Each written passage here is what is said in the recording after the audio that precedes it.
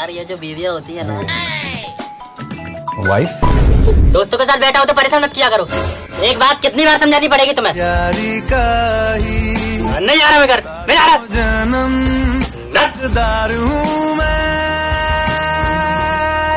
किसका फोन है?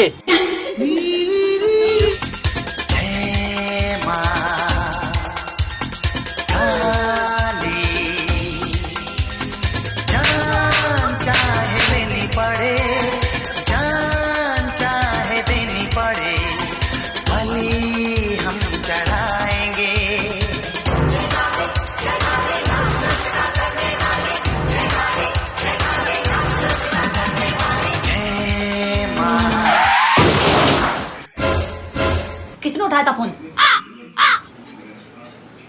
दारू पी के आओ तुम।